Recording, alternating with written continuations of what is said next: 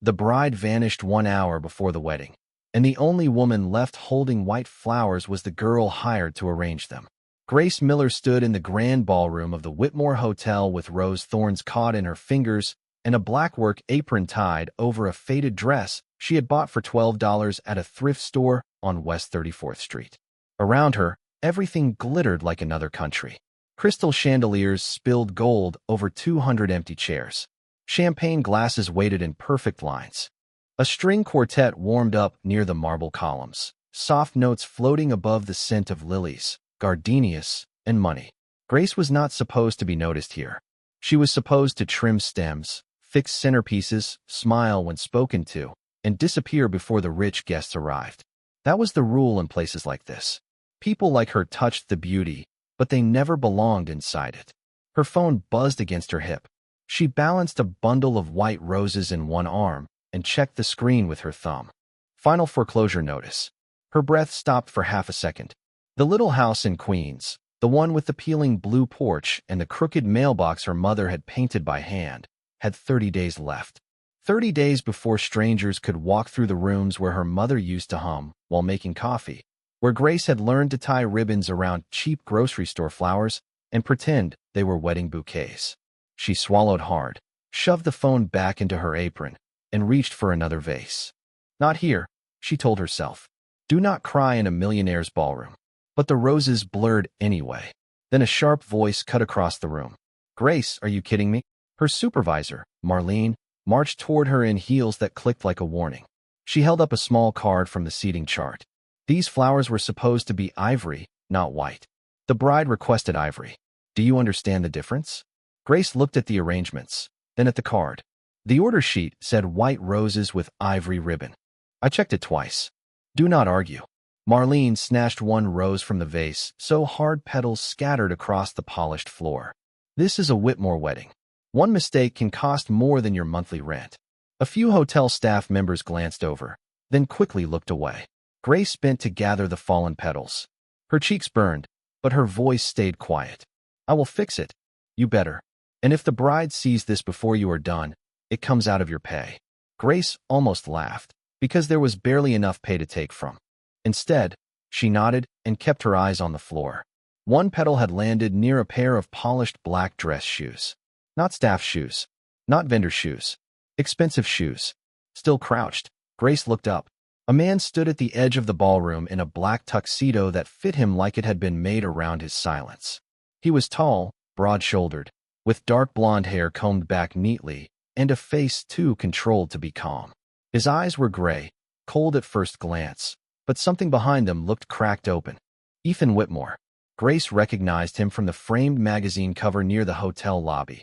America's youngest luxury hotel heir, 34, worth more money than Grace could imagine without getting dizzy. He was also the groom. Grace quickly stood, clutching the petals in her fist. I am sorry, sir. I will have this cleaned up right away. Ethan did not answer. His gaze moved from the scattered flowers to her apron, then to the phone-shaped outline in her pocket, then back to her face. For one strange second, he looked less like a millionaire and more like a man standing at the edge of something he could not stop. Behind him, a silver-haired attorney hurried in, pale and sweating. Mr. Whitmore, he whispered, not softly enough. We need to speak privately. Now. Ethan's jaw tightened. Say it. The attorney looked at Grace, then at Marlene, then lowered his voice. She is gone. The bride left through the service elevator 20 minutes ago. She left a note. The ballroom seemed to hold its breath. Ethan took the folded paper from him. Grace knew she should turn away.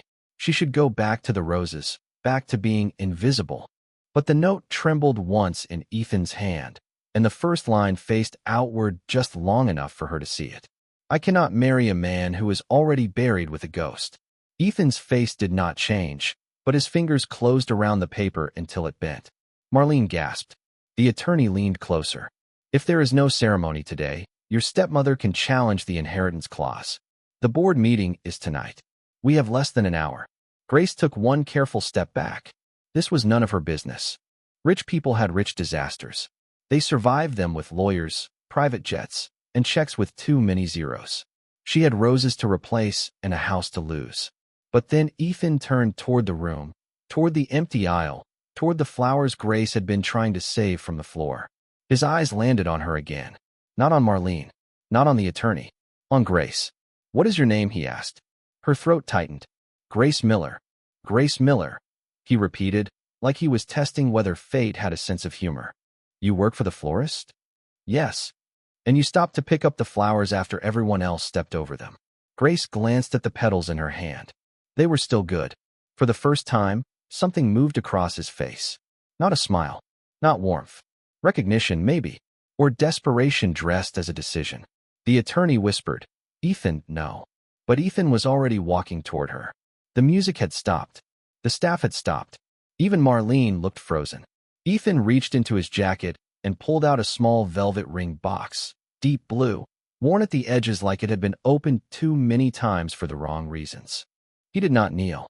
He did not pretend romance. He simply stood before Grace Miller, the flower girl with unpaid bills in her pocket and rose thorns in her skin, and said in a low voice that carried through the ballroom, "Marry me for 90 days. Think of it as a contract." Grace stared at him, certain she had misheard. Outside the tall windows, New York traffic moved 8 stories below, horns and sirens softened by glass. Inside, the groom everyone feared had just asked a broke florist to become his temporary wife. Her hand tightened around the white petals. "You do not even know me." Ethan looked at the flowers, then back at her. "I know enough." Grace almost laughed, but there was no humor in her chest, only the wild sound of her own pulse. The ballroom, the chandeliers, the flowers, the silent staff, the billionaire groom standing in front of her with a ring box in his hand.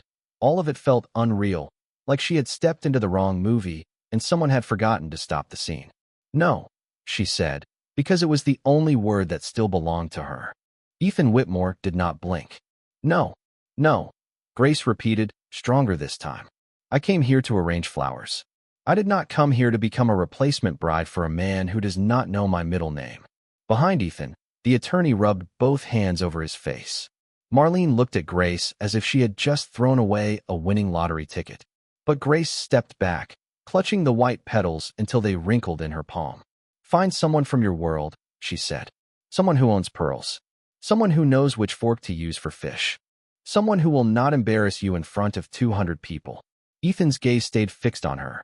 "My world just walked out through a service elevator." The words landed softer than she expected. Not angry, not cruel, just tired. For a second, Grace saw the man behind the tuxedo, and it scared her more than the offer. Marlene snapped her fingers near Grace's shoulder. "Do not be stupid. Listen to him." Grace turned. "Do not call me stupid." The room went quiet again, a different quiet this time. Ethan's eyes shifted to Marlene, cold enough to make her mouth close. "Leave us," he said. "All of you." Within seconds, the ballroom began to empty. Staff moved quickly, whispering into radios, gathering trays, pretending not to stare. The attorney stayed, but at a distance. Ethan closed the ring box and slipped it back into his jacket. 5 minutes, he said. "That is all I am asking." Grace should have walked away. She had every reason to walk away. But then her phone buzzed again, and she knew before she looked. The bank. The house. The last piece of her mother slipping through her fingers. Ethan noticed the way her hand froze over her apron pocket. "You are in trouble." Grace's chin lifted. "Most people are. Some of us just do not hide it behind marble walls." Something almost like respect touched his face. "What do you owe?" "That is none of your business." "It could be. Money does not make everything your business." "No," he said quietly. "But it can stop a door from being locked before you are ready to say goodbye." Grace hated him for that, because he was right. She thought of the little blue house in Queens, the porch her mother swept every Saturday morning, the tiny garden where white flowers still came back every spring no matter how hard the winters were. Her mother used to say flowers did not care how poor you were. Give them light, give them water, and they would still try. Grace looked down at the crushed petals in her fist and felt her throat burn. Ethan motioned to the attorney. The man approached with a leather folder and opened it on the nearest table, right between 2 silver candle holders and a vase Grace had arranged herself. "This would be a temporary civil marriage," the attorney said carefully. 90 days. Public appearances as required. No personal obligations beyond the terms stated here. At the end of the period, a private separation agreement. You would receive full payment immediately upon signing and a second payment at the conclusion. Grace stared at the pages. The numbers looked fake. Not lottery rich. Not private island rich. But enough. Enough to stop the foreclosure. Enough to pay the late property taxes. Enough to repair the roof before another storm soaked the kitchen ceiling. Enough to reopen the tiny flower shop her mother had dreamed of but never lived long enough to own. Her fingers hovered over the contract, then curled back. You think I am for sale? Ethan's jaw tightened. I think I am out of time. I think you are out of options. And I think you are the only person in this hotel who looked at something broken today and tried to save it. Grace looked at him sharply. Flowers are not people. No, he said. His voice dropped. People are harder. The attorney slid a pen toward her, but Grace did not take it. Why do you need a wife today? Ethan looked toward the aisle, where the wedding runner still waited, white and untouched. My grandfather's will requires me to be married before the annual board vote. If I am not, my stepmother can move my shares into a trust she controls. By morning, the company will belong to people who only know how to cut things apart and sell them. So this is about money. It is about keeping thousands of employees from becoming numbers on a spreadsheet.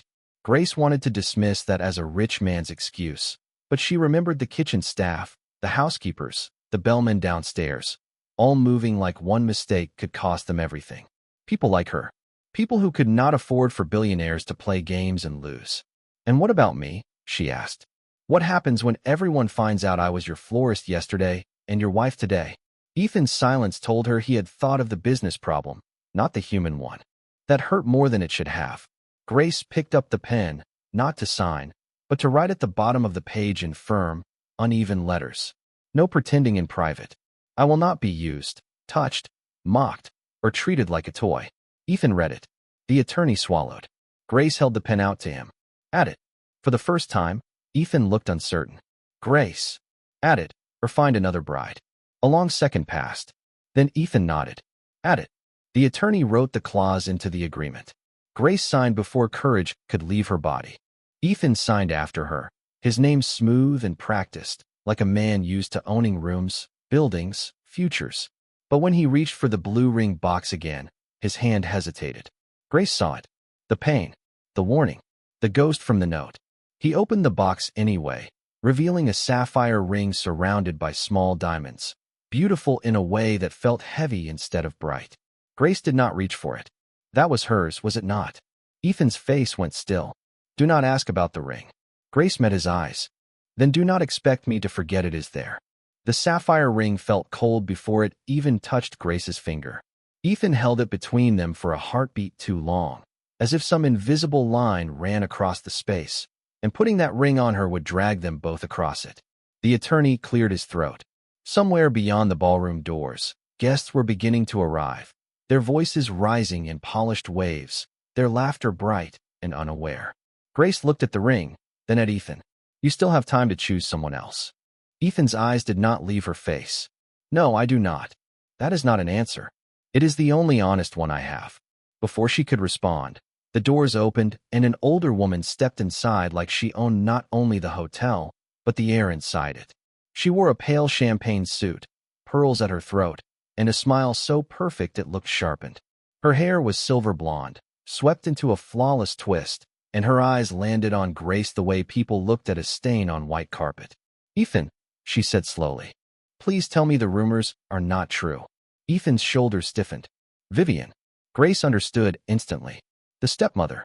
The woman who could take the company if this wedding failed. Vivian Whitmore's gaze moved from Grace's apron to the petals still clinging to her sleeve. This is the florist. Not a question. An insult dressed as a fact. Grace felt heat climb her neck, but she did not look down.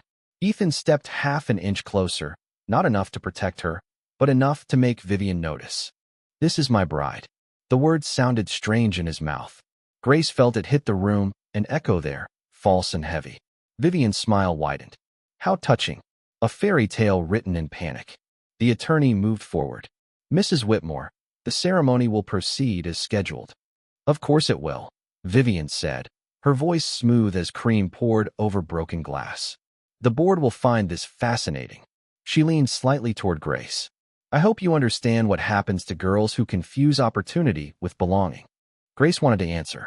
She wanted to say she knew more about belonging than a woman who used money like a locked gate. But Ethan spoke first, his voice low. "Walk away, Vivian." For a second, the room went still. Vivian's eyes flickered, not with fear, but with calculation. Then she smiled again and turned toward the doors. "I will take my seat. I would not miss this for anything." When she was gone, Grace let out the breath she had been holding. She hates me already. She hates anyone she cannot control. And can you? Ethan looked at her, and for the first time, he seemed caught off guard. Can I what? Control me? His answer came quietly. No. Grace held out her left hand. Then put on the ring. Ethan slipped the sapphire onto her finger. It fit almost perfectly, which somehow made it worse. The stone flashed under the chandelier, deep blue, beautiful, mournful. Grace stared at it and felt the strangest ache. Not envy, not excitement. A warning. This ring had history. This ring had been chosen for another woman, another day, another promise that had ended before it could become a life. The ballroom doors opened wider. Music began. Staff members rushed in to remove Grace's apron, smooth her hair, and press a bouquet into her hands. Someone brought a simple ivory dress from the bridal suite, altered quickly with pins and quiet panic.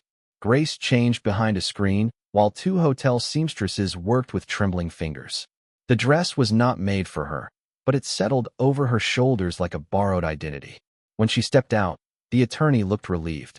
Marlene looked stunned. Ethan looked away too quickly. That hurt, even though it should not have. Do I look that terrible? Grace asked softly. Ethan turned back. His expression tightened, not with disgust, but with something closer to pain. No, the answer was too quiet, too honest. Then why will you not look at me? He swallowed. Because white is not an easy color for me. Grace remembered the note.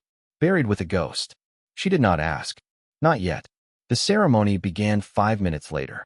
Grace stood at the end of an aisle lined with the very flowers she had arranged that morning. 200 guests turned to stare. Some whispered. Some recognized her from staff corridors.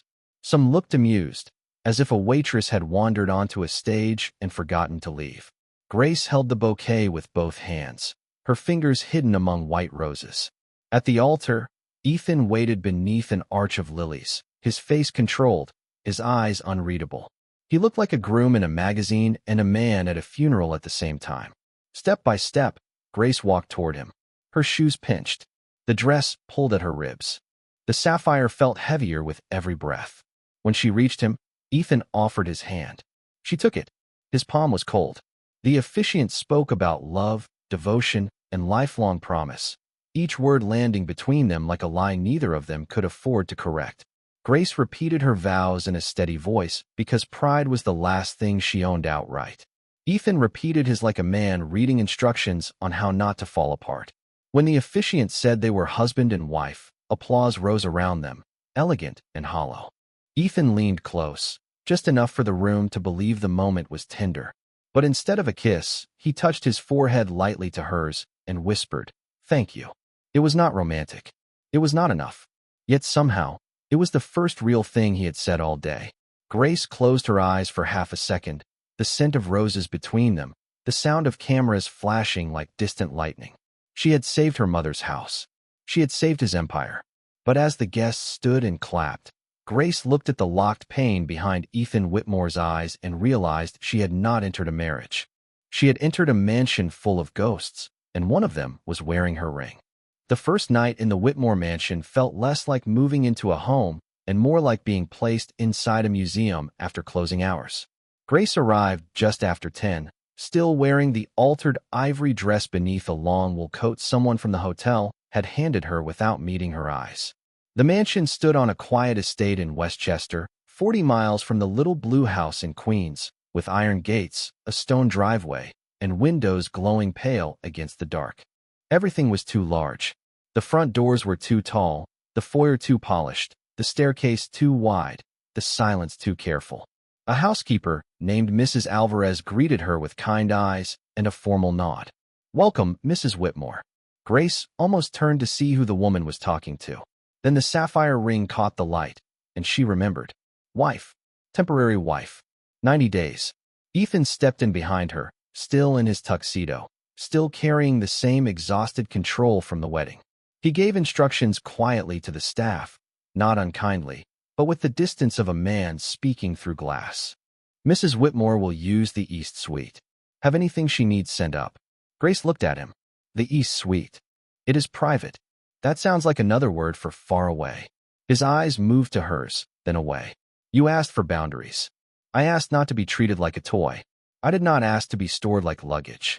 Mrs. Alvarez lowered her gaze, pretending not to hear. Ethan's jaw tightened, but he did not argue. The East Suite has everything you need, except a person who explains the rules before I break them. That made him pause. For 1 second, Grace thought he might smile. He did not. Breakfast is at 7. Publicist at 9. Wardrobe consultant at 10. The board dinner is Friday. Vivian will test you before then. Wonderful, Grace said. Should I study tax law or just practice being insulted by rich people? Mrs. Alvarez made a tiny sound that could have been a cough, but Grace was almost sure it was a laugh. Ethan noticed too. His expression softened by half a degree, then disappeared. Good night, Grace. It was the first time he had said her name since the ceremony. Not Miss Miller. Not Mrs. Whitmore. Grace. She hated that it sounded gentle. She hated more that she noticed. He walked down the hall before she could answer, his footsteps fading toward the west wing, where the lights were dimmer and the air seemed colder. Mrs. Alvarez led Grace upstairs. The East Suite was beautiful, of course. A bedroom the size of her entire first-floor back home. Cream curtains, a marble fireplace, a bed covered in white linen, a sitting room with fresh towels folded like swans. But there were no photographs. No books with bent corners. No mug left on a nightstand. No sign that anyone had ever laughed there. Grace set her small duffel bag on the bench at the foot of the bed. It looked embarrassed to be there. Inside were 2 pairs of jeans, 3 blouses, her mother's old cardigan, and a tin box full of flower shop receipts she still could not throw away. She took off the ivory dress carefully and hung it on the closet door. Then she stood in the enormous room wearing sweatpants and her mother's cardigan, staring at a ring that did not belong to her. By morning, the mansion looked even less real. Sunlight touched the lawns in perfect stripes. A gardener moved silently near the hedges. Breakfast waited in a dining room long enough to make conversation feel impossible. Ethan sat at one end with black coffee and a tablet. Grace sat at the other, where a plate of eggs, fruit, toast, and smoked salmon had been arranged like a magazine photo. Do people actually eat like this? She asked. Or is this breakfast performing for someone? Ethan looked up. You do not like it? I like toast that looks less nervous. Mrs. Alvarez, standing near the sideboard, pressed her lips together. Ethan glanced at the plate, then at Grace. What do you usually eat? Coffee. Sometimes a banana. If it is a good week, a bagel with cream cheese. Have the kitchen make that tomorrow, he said to Mrs. Alvarez. Grace blinked. It was small. Too small to mean anything. Still, it warmed one corner of the room. After breakfast, the publicist arrived with folders, schedules, and a smile that never touched her eyes. Grace learned she would need to attend charity events, answer simple questions, avoid discussing her background, and never contradict Ethan in public. The wardrobe consultant measured her shoulders, waist, and inseam while speaking as if Grace were a mannequin with a pulse. We will soften her, the woman said. Less working-class practical, more quiet luxury. Grace looked at Ethan, who had entered without a sound. Is that what I am now? A renovation project? The consultant laughed nervously. Ethan did not. Leave her style alone where possible. She is not being erased. Grace looked at him, surprised. He looked back only briefly, then turned toward the window. That afternoon, Grace wandered the mansion alone and found more perfection, more silence. A library with untouched leather books. A music room without sheet music. A sunroom with empty vases. Not one fresh flower in the whole house. That bothered her more than it should have. A hotel empire built on beauty, and the man who owned it lived without anything alive on the tables. Near the end of the second-floor hallway, Grace found a locked door. Unlike the others, this one had no brass nameplate, no polished shine around the handle. Dust gathered at the threshold. She stood there with her hand inches from the knob when Ethan's voice came from behind her. Do not go in there.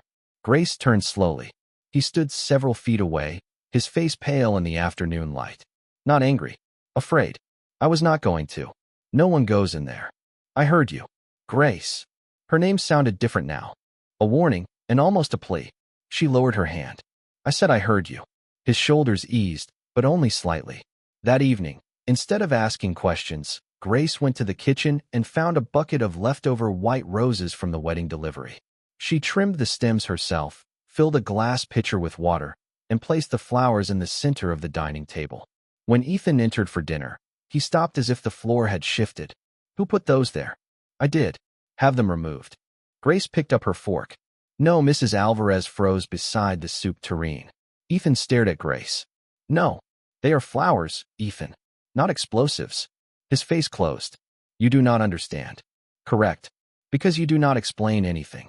But I do understand that this house feels like it has been holding its breath for years, and I needed one thing in it that looked alive. He said nothing. Then he turned and left the room without eating. Mrs. Alvarez whispered, I am sorry. Grace looked at the white roses trembling slightly in the draft. Do not be. The next morning, the pitcher was gone. Grace expected that. But on the 7th morning, when she came downstairs in jeans and her mother's cardigan before the publicist could stop her, the flowers were still there. Fresh water. Stems recut. One rose turned toward Ethan's empty chair. Grace stood in the doorway, very still. Across the room, Ethan sat alone by the window, not eating, not reading, just looking at the flowers as if they were a door he was not ready to open. By Friday evening, Grace understood that the Whitmore world did not raise its voice when it wanted to hurt someone. It smiled. It poured champagne. It asked questions sharp enough to leave marks and soft enough to sound polite. The board dinner was held inside the hotel's private rooftop conservatory, 42 floors above Manhattan, where glass walls framed the city lights and imported orange trees stood in silver planters no one was allowed to touch. Grace arrived beside Ethan in a navy dress chosen by the publicist, simple enough to look tasteful, expensive enough to make her afraid to breathe near sauce. The sapphire ring glowed on her finger, deep blue under the candlelight, and every time someone noticed it, their eyes changed. Recognition, surprise, judgment. Vivian Whitmore saw it first. She stood near the bar in a cream silk suit, laughing with 2 board members as if she had not spent the entire week preparing to destroy Grace with good manners. Her smile widened when Ethan and Grace entered. There she is, Vivian said, crossing the room with open arms she never intended to use. Our miracle bride. Grace felt Ethan's hand settle lightly at her lower back, not possessive, not intimate, just steady. A public gesture. A private warning. Vivian, he said. Grace looks lovely, Vivian continued, her gaze sliding over the dress. You would never guess she was carrying buckets through the service hallway last week. One of the board members chuckled into his drink. Grace smiled before the sting could show. Thank you. I have always believed useful skills are nothing to be ashamed of. The chuckle stopped. Ethan looked down at her, and for one brief second, the corner of his mouth almost moved. Dinner began with practiced elegance. Grace sat at Ethan's right, Vivian across from her, and the board members arranged like judges around a table of crystal, linen, and roasted salmon with lemon butter. Waiters moved silently. Forks lifted in unison. The city shimmered beyond the glass. Grace answered safe questions first. Yes, Queens was home. Yes, the wedding had been sudden. Yes, she loved flowers. No, she had not expected her life to change in a single afternoon. Then a man named Charles Whitaker, one of Vivian's closest allies, leaned back and folded his hands. Tell us, Grace, where did you study? Grace set down her water glass. I took business courses at a community college for a year, then left to care for my mother when she became ill. A pause. Tiny. Cruel. How practical, Vivian said. And your family? Grace looked at her plate, then back up. My mother raised me. She ran a church flower table on Sundays and cleaned offices at night. She taught me to keep my word, pay what I owe, and never look away when someone else is being humiliated. Ethan's hand went still beside his glass. Vivian's eyes narrowed. How inspiring. Charles smiled. And now you are suddenly married into one of the oldest hotel families in New York. That must feel overwhelming. Grace heard what he did not say. Unbelievable. Convenient. Purchased. She touched the stem of her glass, not drinking, just grounding herself. It does feel overwhelming. But not because of the money. No. Charles asked. No. Because every person in this room seems trained to discuss value without ever mentioning kindness. The table fell silent. Somewhere behind them, a waiter hesitated with a tray of coffee cups. Vivian gave a light laugh. Kindness is charming, dear. It is not a business model. Grace turned to her. Actually, it is the first one most people experience. A clean room. A warm meal. Someone remembering your name. A hotel is not marble and thread count. It is whether a tired person feels safe enough to rest. No one spoke. Grace thought she had gone too far. Then, at the far end of the table, an older board member named Margaret Ellis slowly set down her fork. Your mother taught you that? Grace nodded. She never owned a hotel room in her life. But she knew how to make people feel welcome. Before anyone could respond, a young waiter near Vivian's chair stumbled when the edge of his tray caught a centerpiece. A cup tilted, coffee spilling across Vivian's place card and onto the white linen. The young man went pale. I am so sorry, he whispered. Vivian recoiled as if the stain had personally insulted her. Do they hire anyone with training anymore? The waiter's hands shook. Grace saw his name tag. Daniel. She also saw the way he looked toward the service door, already imagining a manager, a warning, maybe a lost job. She stood before thinking. It was my fault, Grace said. All eyes turned. Vivian blinked. Excuse me. Grace picked up her napkin and gently lifted the soaked place card. I shifted the arrangement too close to the edge.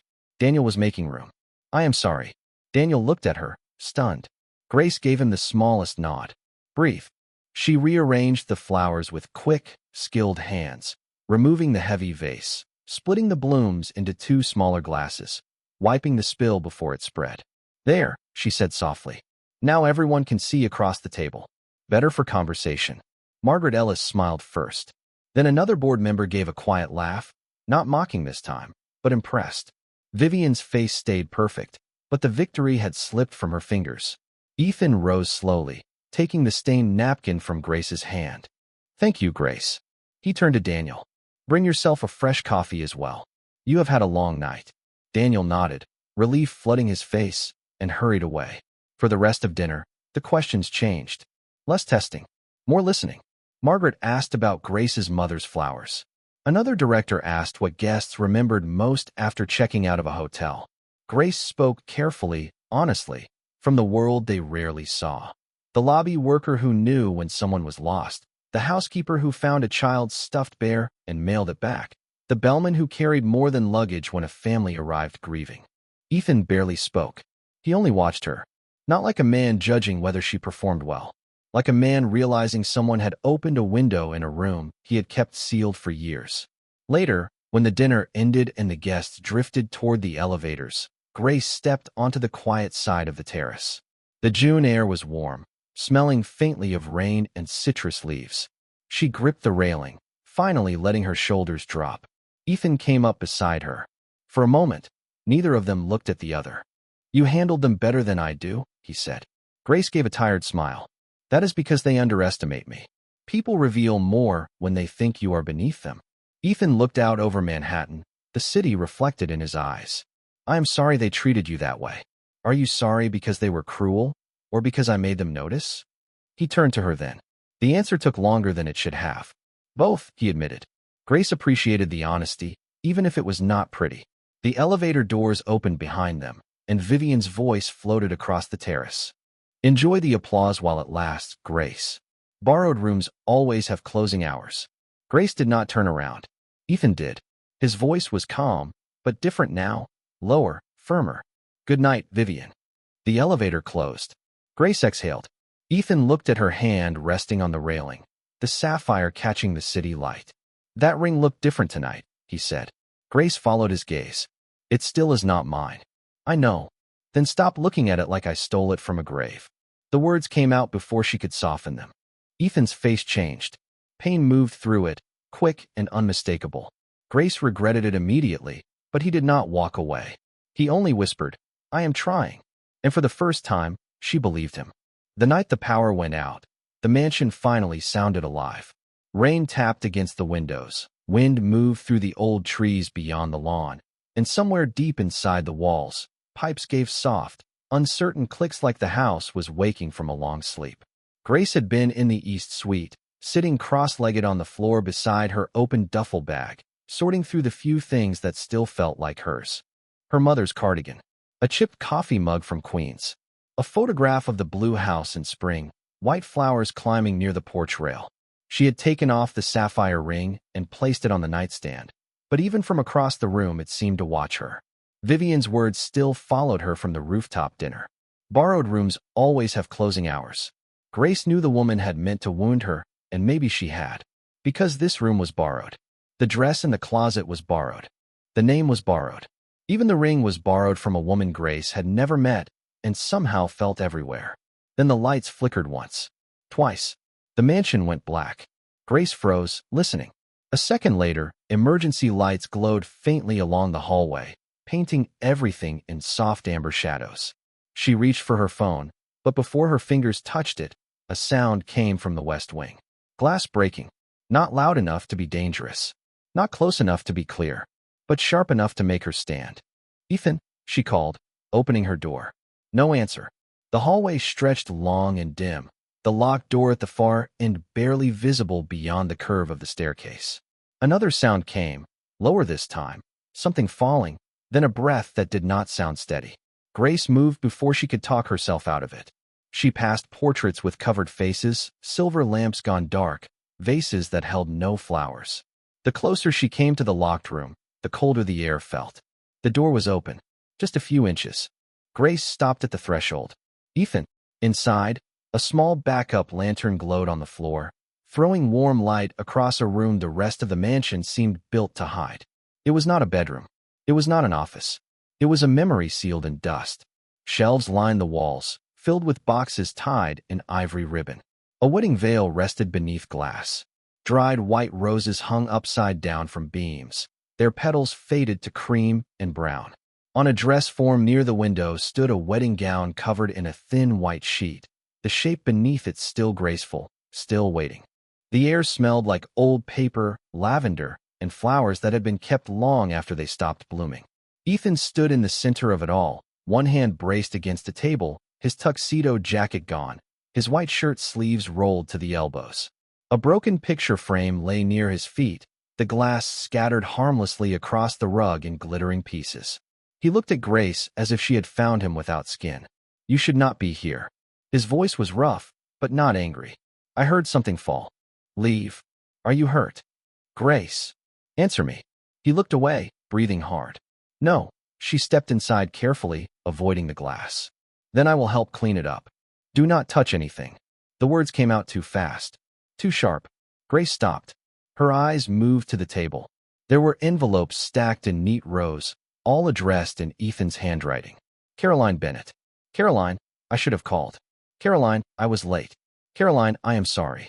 Grace's chest tightened. So that was her name. Caroline. The ghost with the sapphire ring. Ethan followed her gaze and closed his eyes. "Now you know enough to leave." "I know a name," Grace said softly. "That is not the same as knowing a person." He gave a humorless breath. "She was better than this room makes her look. Better than these dried flowers. Better than the way I kept her here, because I did not know what else to do with the guilt." Grace said nothing. Outside, thunder rolled far away, gentle but heavy. Ethan reached for the sheet covering the dress form, then dropped his hand before touching it. 5 years ago, we were supposed to get married. She wanted a small church. I wanted the hotel ballroom. She wanted family. I wanted the board to see stability. Everything became a negotiation because I thought love could wait until business was safe. His mouth tightened. That morning, there was a crisis at the company. Vivian and the attorneys said if I left, I could lose control of the merger. Caroline called me 3 times. I sent one message. "Tell her I am on my way." Grace felt the room shrink around them. Ethan stared at the covered gown. "I was not on my way. I was signing papers." She left the church upset, and later that afternoon, she was gone. Grace did not ask for details. She did not need them. The pain was already in his voice, clean and terrible enough. "Ethan," she whispered. "Do not." He shook his head. "Everyone told me it was not my fault. They said those words like they were medicine. But all I could hear was the truth underneath. I chose the company when she needed me. I chose the room full of men in suits. I chose the name Whitmore. And then I buried the woman who would have married me even if I had nothing. Grace looked at the dried roses above them, the old letters, the covered dress, the boxes of a life that had stopped in place. She understood then why there were no flowers in the house. Fresh things asked to be cared for. Fresh things could die. Ethan had kept dead flowers because they could not surprise him by leaving. She crouched and picked up the broken frame, careful to hold only the wooden edge. The photograph inside showed Ethan younger, smiling beside a woman with soft brown hair and bright eyes. Caroline looked alive in a way this room did not. She had kind eyes, Grace said. Ethan looked at the picture, and something in him weakened. She did. Grace set it on the table. Keeping pain alive is not the same as loving someone. The sentence settled between them. Ethan turned toward her slowly. You think I do not know that? I think knowing something and surviving it are two different things. He looked exhausted then. Not cold. Not unreachable. Just a man who had been standing guard over a locked room for 5 years because opening the door meant admitting the person inside was never coming back. Grace reached for one of the dried bouquets, then paused, waiting. Ethan did not stop her. She lifted it gently. The stems crumbled a little beneath her fingers. My mother kept every flower I gave her, she said. Even the ugly ones. Especially the ugly ones. But when they dried, she did not pretend they were still alive. She pressed one petal in a book and let the rest go. Ethan's eyes stayed on the bouquet. I do not know how to let go. You start by not asking a living woman to wear a dead promise forever. His gaze dropped to her bare left hand. He noticed the missing ring. Grace did not apologize. He looked back at the sapphire box on a nearby shelf, then at the covered dress. I should never have put it on you. No, Grace said gently. You should not have. For a long moment, the mansion held its breath again. Then Ethan took the dried bouquet from her hands, crossed to the cold fireplace, and laid it on the hearth, not destroying it, not hiding it, just moving it somewhere it no longer ruled the room. When he turned back, his eyes were wet, but his voice was steady. I am sorry, Grace. She nodded once. For the ring. He looked at her as the rain softened against the windows. For making you carry a grief that was never yours. For 3 quiet days after the storm, Grace almost believed the mansion could learn how to breathe. Ethan no longer removed the white flowers from the dining table. He did not put the sapphire ring back on her finger, and he did not ask why she kept it in its velvet box beside the contract instead of wearing it like a trophy. At breakfast, he asked whether her mother had preferred roses or hydrangeas. In the car to a small charity luncheon, he let silence sit between them without making it feel like punishment.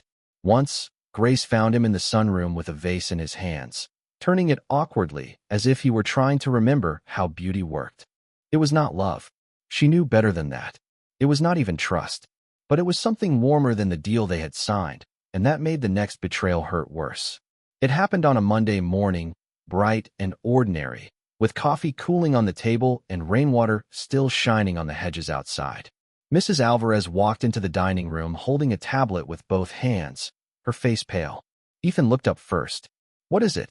Mrs. Alvarez looked at Grace, then back at him. Sir, you need to see the news. Ethan took the tablet. Grace watched his expression change before she saw the screen. Not shock, not confusion, a hard, familiar closing of every door inside him. He turned the tablet toward her. The headline sat above a photograph of Grace in her florist apron from the wedding morning, cropped beside another photo of her in the ivory dress. Temporary bride exposed. Whitmore Air paid florist to save family empire.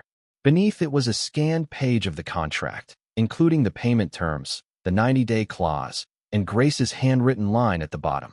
I will not be used, touched, mocked, or treated like a toy. Someone had circled that sentence in red and called it the most expensive boundary in Manhattan. Grace could not move. The words blurred, then sharpened, then blurred again. Who had access? She asked, though she already knew the answer. Ethan stood. Vivian. His voice was flat, but his hands were not. They gripped the edge of the table until his knuckles whitened. I will have legal shut it down. Shut what down? Grace whispered. It is already everywhere. His phone began ringing. Then the house phone. Then Mrs. Alvarez's phone. Somewhere near the front gate, a car slowed. Then another. By noon, cameras gathered beyond the iron fence. By 1, Grace's little blue house in Queens was on television, filmed from the sidewalk, her crooked mailbox and peeling porch turned into public entertainment. A reporter stood near the flower beds her mother had planted and said Grace Miller had traded poverty for a penthouse name. Grace sat in the East Suite, watching strangers discuss her life like a purchase receipt. They called her ambitious, desperate, clever, a nobody with good timing. They showed her mother's house again and again, as if being poor were evidence of guilt. Ethan sent the publicist, then the attorney, then two crisis consultants with smooth voices and folders labeled reputation response. They explained strategy, denial, distraction, and legal pressure. They suggested Grace stay unseen for several days. They suggested a controlled photograph with Ethan. They suggested a softer dress, no visible tears, no mention of money, no unscripted answers. Grace listened until one of them said, "The important thing is to make her look less transactional." Ethan, standing near the window, did not correct him fast enough. Grace rose from the sofa. Her. The consultant stopped. Ethan turned. "Grace, they are trying to help." "No, they are trying to package me. That is not what this is." "Then what is it?" Her voice shook, but it did not break. "Because everyone keeps talking about the scandal, the board, the company, the optics. Nobody has asked what it feels like to see my mother's home on the news like some sad little prop." Ethan took a step toward her. "I will fix the house situation.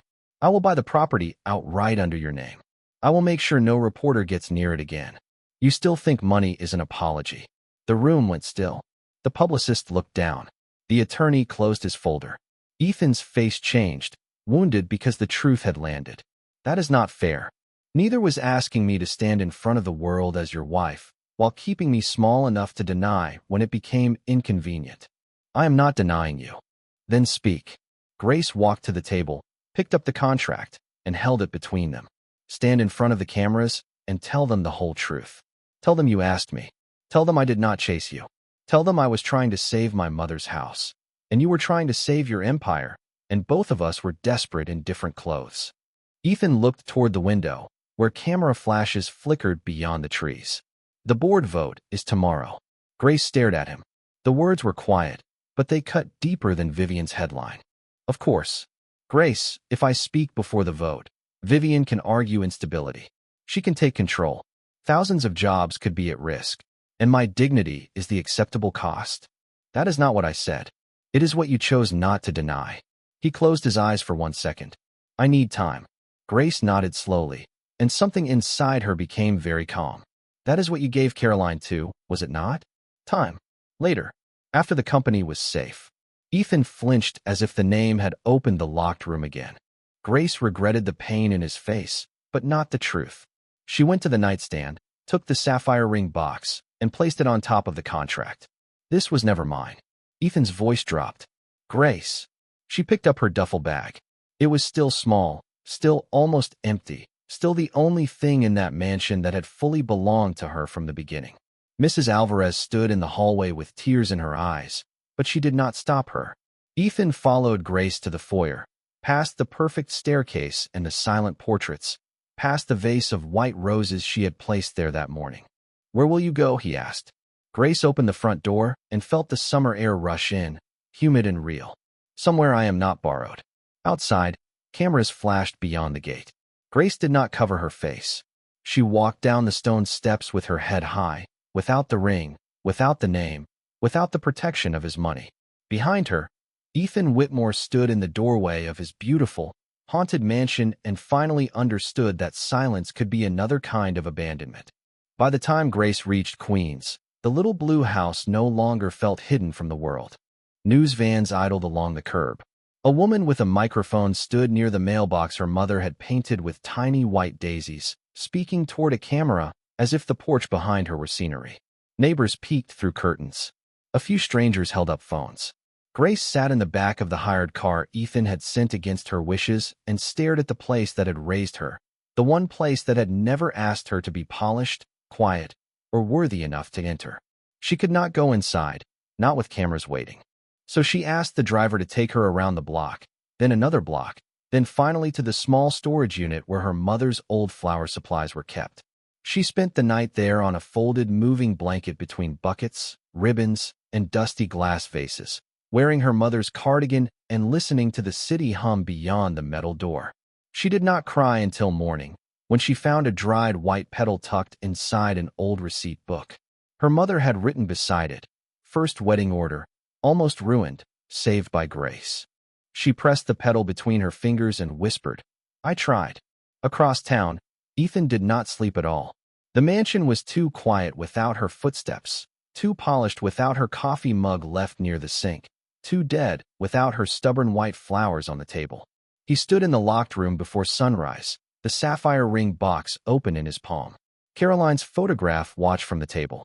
Grace's handwritten clause lay beside it on a printed copy of the contract. "I will not be used, touched, mocked, or treated like a toy." He had read that line 10 times the day she signed it. He had respected it as a boundary. Only now did he understand it had also been a warning.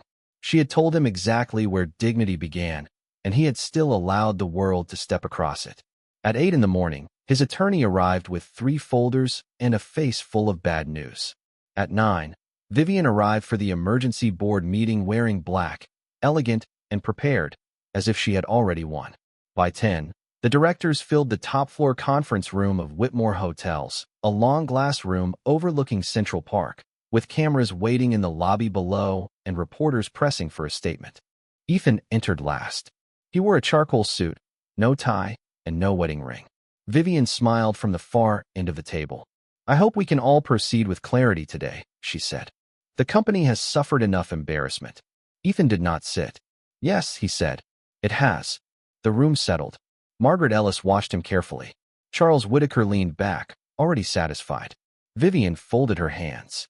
"Then you agree this reckless arrangement raises serious concerns about your judgment?" "I agree that I made a reckless arrangement," Ethan said. "I agree that I used a contract to solve a human problem. I agree that I let a good woman be humiliated because I was afraid of losing control." Vivian's smile thinned. "How noble." "Unfortunately, self-awareness does not protect shareholder value." Ethan placed a folder on the table.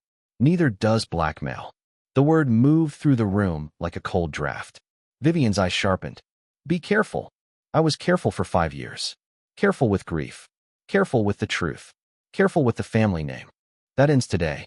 He opened the folder.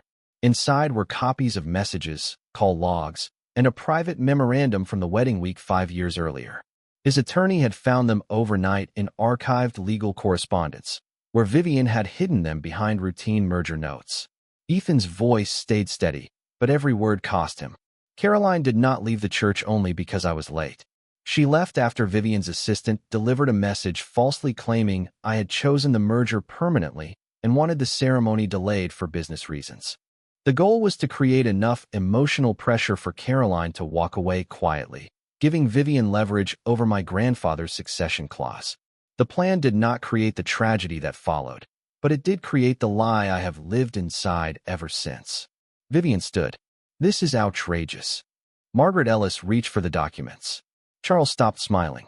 Ethan looked directly at his stepmother. "You let me believe my silence was the whole story because guilt made me easier to control." Vivian's face remained composed, but her fingers tightened around the back of her chair. "You are emotional." "Yes," Ethan said. Finally, no one spoke. He turned to the board. "You can remove me today if that is what protects the company. You can appoint an interim chief executive officer. You can audit every decision I have made this year. I will cooperate fully. But you will not use Grace Miller as proof of my instability. She did not trap me. I asked her. I offered money. I wrote the terms. She added the only honorable line in the entire contract." Margaret looked up from the pages, her expression softer now. "What are you asking this board to do?" Ethan drew a slow breath. "Protect the employees. Investigate Vivian's conduct. And let me step back until the review is complete." Vivian laughed once, small and disbelieving. "You would give up the chair for a florist?" Ethan thought of Grace on the wedding aisle. Grace moving flowers so a nervous waiter would not lose his job. Grace standing at his locked room door without forcing it open. Grace walking out with nothing but a duffel bag and her name. "No," he said. "I would give it up because she reminded me what a chair is worth if you lose the right to look people in the eye." The vote took less than an hour. Vivian was suspended from all company authority pending investigation. An interim leader was appointed. Ethan stepped down without protest. When he finally walked into the lobby, cameras surged behind velvet ropes. questions flying over one another. He stopped at the microphone. For the first time in years, he did not read from prepared notes. Grace Miller is not a scandal, he said. She is a person I failed to protect. She came into my life because I made a business offer on a day when both of us were desperate. But every moment after that, she showed more integrity than the people born into my world. She owes this company nothing. I owe her the truth, an apology, and the freedom to decide whether I deserve even one more conversation.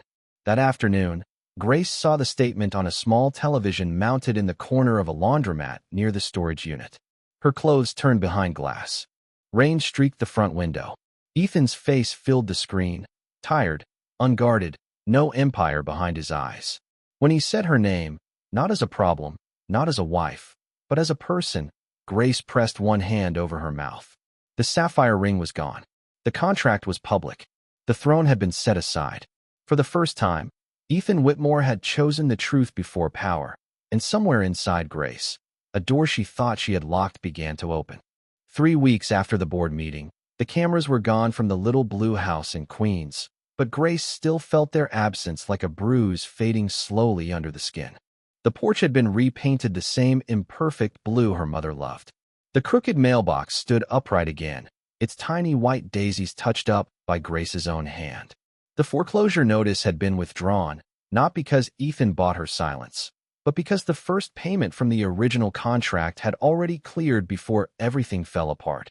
And Grace used it the way she had always intended, to save the only home that still remembered her mother's voice. She did not move back into the mansion. She did not answer Ethan's first letter or his second, but she kept both in the kitchen drawer beside seed packets, old receipts, and the dried petal her mother had saved years ago. The letters were not dramatic. That surprised her. Ethan did not beg. He did not promise the world. He wrote about the interim board, about the employees who had kept their jobs, about Mrs. Alvarez placing fresh flowers in every hallway, about the locked room finally being opened, cleaned, and turned into a quiet memorial scholarship office in Caroline's name for hospitality workers who wanted to go back to school. At the bottom of the second letter, he wrote one line that Grace read more than once. I am learning that love is not proven by how tightly you keep someone, but by how honestly you let them choose. On a warm Saturday morning in July, Grace opened her front door and found Ethan standing at the bottom of the porch steps. No tuxedo, no driver, no publicist. He wore dark jeans, a pale blue shirt with the sleeves rolled up, and the nervous expression of a man who had faced a boardroom more easily than one woman's front porch. In his hands was a bouquet of white flowers, unevenly tied with green ribbon. Some stems were too long. One rose leaned sideways. Grace looked at the bouquet, then at him. Did you make that yourself? Ethan glanced down as if noticing its flaws for the first time. Unfortunately, yes. She tried not to smile. It shows. Mrs. Alvarez offered to fix it. I told her I needed to bring something honest. Grace leaned against the doorframe, her mother's cardigan loose over her shoulders despite the summer heat. Honest can still use scissors. For the first time, Ethan laughed softly. Not the controlled breath she had heard before. A real laugh, quiet and uncertain, but alive. He held out the flowers, not stepping closer until she took them. I did not come to ask for forgiveness as if it is something you owe me. Good, Grace said. Because I do not. I know. He looked toward the porch rail, where her mother's white flowers had begun climbing again. I came because I wanted to tell you in person that the contract has been legally voided. No conditions. No repayment. No public statement required. Your home is yours. Your name is yours. Anything you choose from here belongs to you. Grace held the flowers carefully.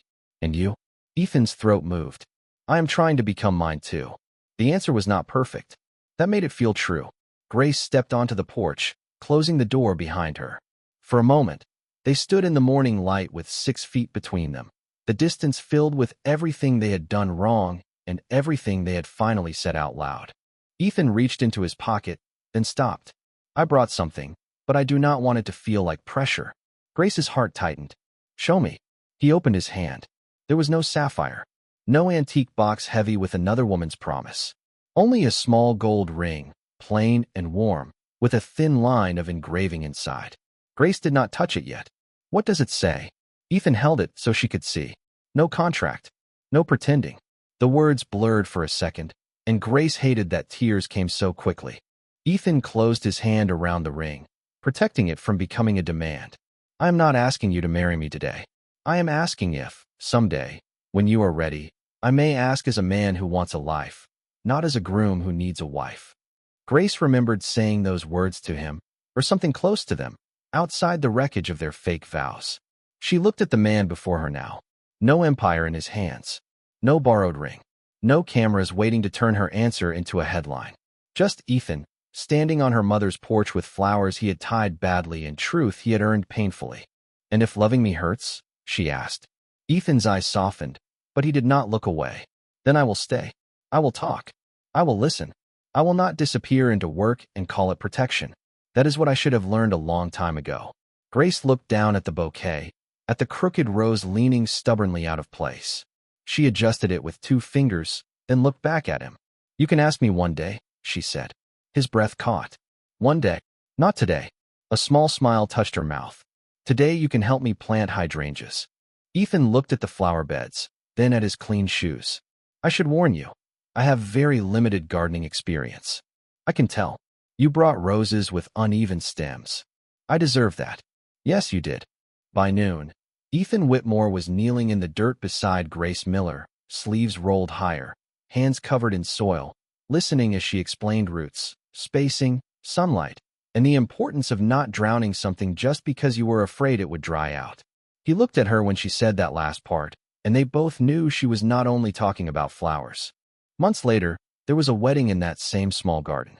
No reporters. No board members trying to measure the value of love. Mrs. Alvarez cried into a handkerchief. Margaret Ellis brought a pie from a bakery in Brooklyn because she said every real family needed at least one person who arrived with dessert.